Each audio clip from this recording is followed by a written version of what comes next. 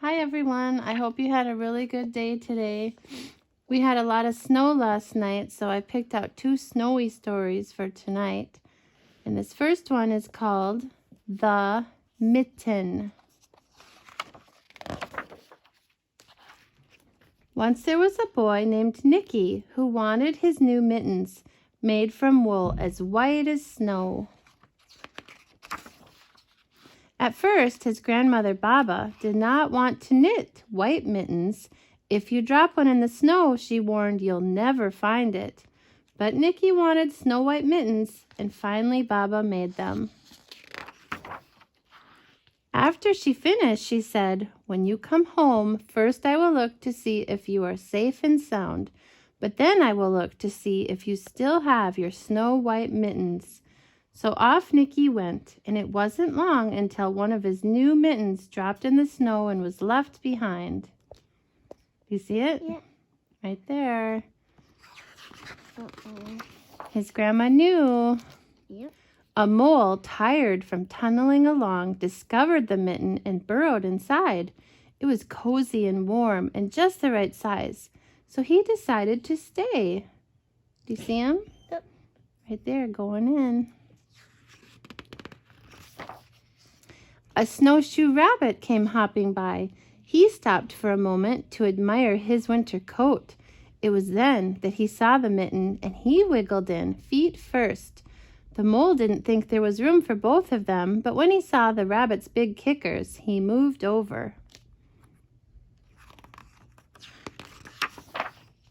Next, a hedgehog came snuffling along. Having spent the day looking under wet leaves for things to eat, he decided to move into the mitten and warm himself.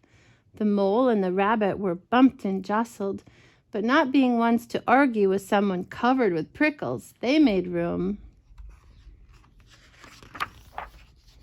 As soon as the hedgehog disappeared into the mitten, a big owl, attracted by the commotion, swooped down. When he decided to move in also, the mole, the rabbit, and the hedgehog grumbled. But when they saw the owl's glinty talons, they quickly let him in. These are talons, his sharp nails. Look at that mitten. It's getting so stretched out. Up through the snow appeared a badger. He eyed the mitten and began to climb in. The mole, the rabbit, the hedgehog, and the owl were not pleased. There was no room left, but when they saw his diggers, they gave him the thumb. It started snowing, but the animals were snug in the mitten. A waft of warm steam rose in the air, and a fox trotting by stopped to investigate. Just the sight of the cozy mitten made him feel drowsy. The fox poked his muzzle in. When the mole, the rabbit, the hedgehog, the owl, and the badger saw his shiny teeth, they gave the fox lots of room. Oh my goodness, look at that mitten. So stuffed. Oh my goodness, a great bear lumbered by. He spied the mitten all plumped up. Not being one to be left out in the cold, he began to nose his way in. The animals were packed in as tightly as could be, but what animal could argue with a bear? The mitten swelled and stretched. It pulled and bulged to many times its size, but Baba's good knitting held fast. Along came a meadow mouse, no bigger than an acorn. She wriggled into the one space left and made herself comfortable on top of the great bear's nose. They're all warm and cozy. But the bear, tickled by the mouse's whiskers, gave an enormous sneeze. Ah, ah, achoo!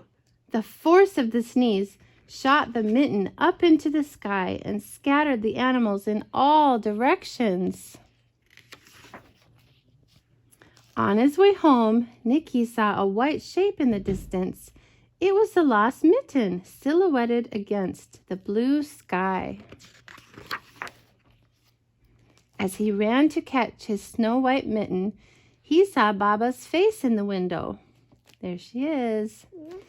First, she looked to see if he was safe and sound, and then she saw that he still had his new mittens.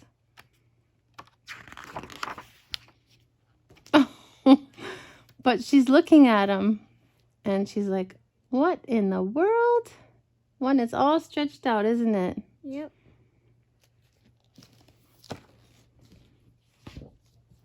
This one is called Lost in the Snow.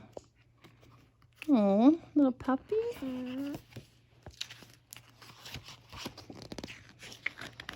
I lost my mittens in the snow last week, and mine weren't even white.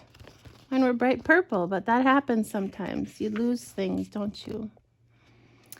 Ollie peeped out of the barn door.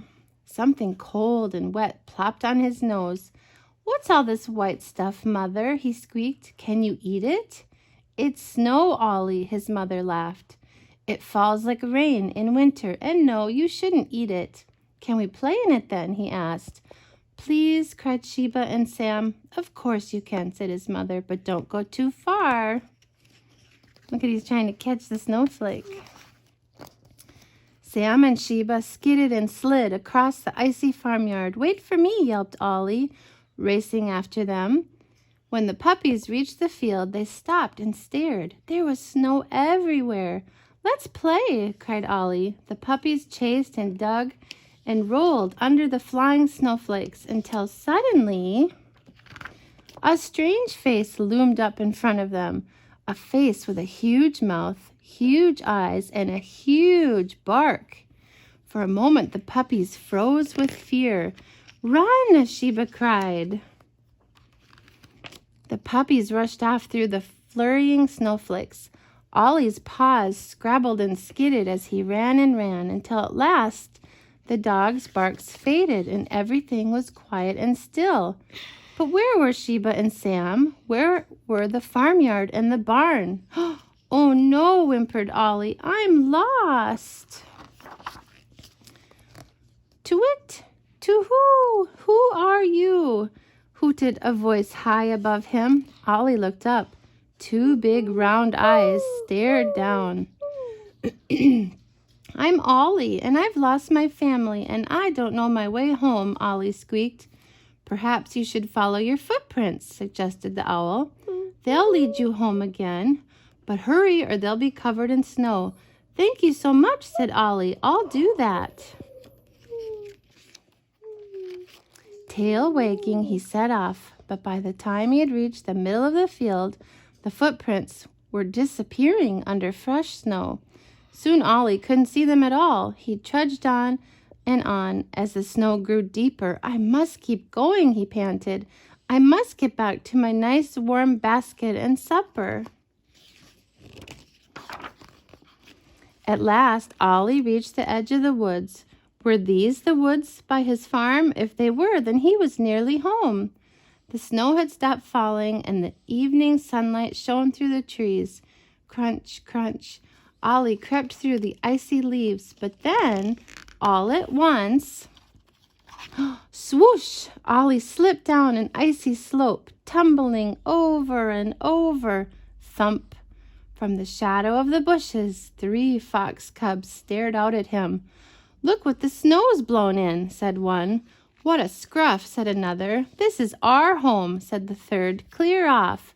But I don't know which way to go, cried Ollie. Sadly, he walked away. He would have to find his own way home. Ollie reached the edge of the woods, but still he couldn't see the farm. He tried to cheer himself up. He'd have so much to tell Sam and Sheba when he reached home. But the snow was falling once more, thicker and faster. As he struggled on, Ollie began to think he would never see his family again. Cold, hungry, and very, very tired, Ollie crawled under a bush. A mouse, well, there's the mouse. A mouse scurried past his feet and disappeared into a small hole. I wish I could find somewhere safe and warm to sleep too, Ollie sighed. But as he closed his eyes, he heard something. Ollie, Ollie, where are you? Ollie peeped out from the bush. It was his mother. Mother, Sam, Sheba, I'm over here.